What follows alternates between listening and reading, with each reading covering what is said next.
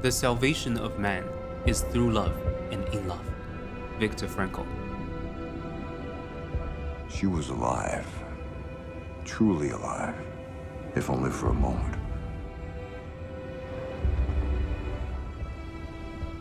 And that was when the maze revealed itself to me.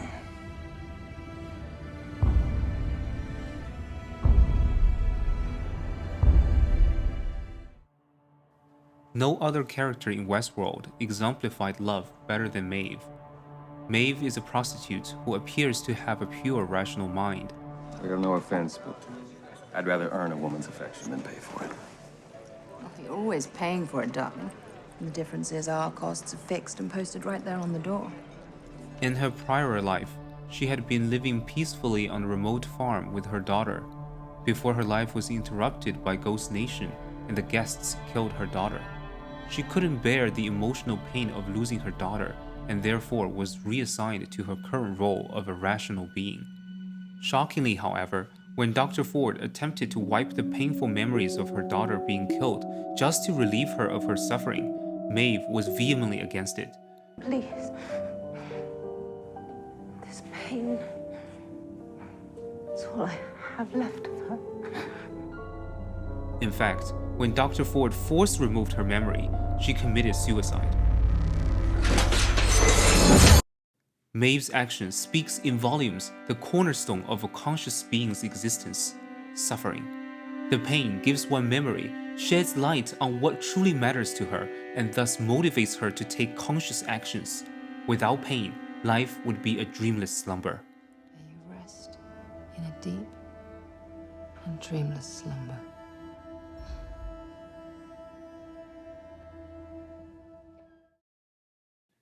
The most powerful moment of Westworld Season 1 is when Maeve chose to disembark the train to freedom. Why did she fight all her way to board that train only to return to the dark world? As she was leaving her seat, what was her frowning upon? On the one hand, she viewed the world as a material one and denied the characters in the park were real. She was never my daughter. Any more than I was. Whoever they made me. On the other hand, she saw a mother caressing her daughter on the train. That stirred her soul, awakened her love for her own daughter and her longing for reunion. She understood that the park was real, not in a material sense, but an emotional one. Her daughter was real despite her man-made body, because what is real is the emotional, the love, and the suffering. Your daughter, she's just a story. Something we programmed. She's not real. Not real.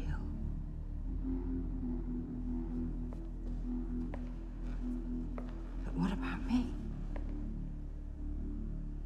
My dreams, my thoughts, my body. Are they not real?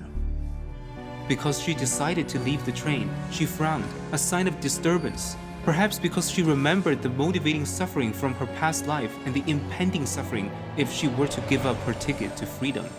Courageous as Maeve was, and conscious as Maeve had become, she left the train to give meaning to her life.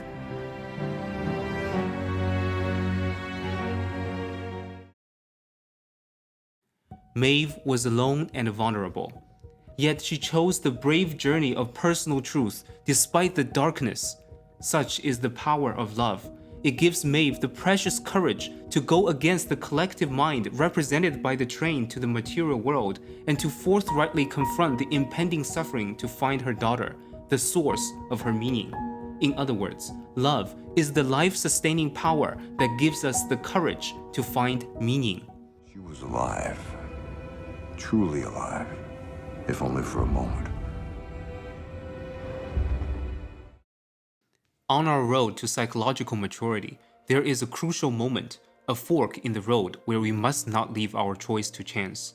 One can choose the route that looks more comfortable, represented by compromise and the avoidance of unease. Something is wrong with it. I want to head back to town. Now. Or one can take the rockier and more difficult road of self-authenticity. The first road promises a pleasant walk, the second, high adventure. Those who choose compromise will follow a guided tour along well-beaten paths in a domesticated landscape. Whoever chooses the second way sets out on a solitary expedition into unexplored country, commonly indicated on Asian maps, with the warning, "Here be lions." The beast the intrepid voyager could run into is none other than the devil, or in other terms, his own shadow. For those who choose the path of personal truth, violent encounters with the shadow are not only inevitable, but also precious. In those moments, reason is weakened and the irrational steps in. We must force ourselves to witness our weakness, to become more alert and alive than ever. We must enter into dialogue with the irrational.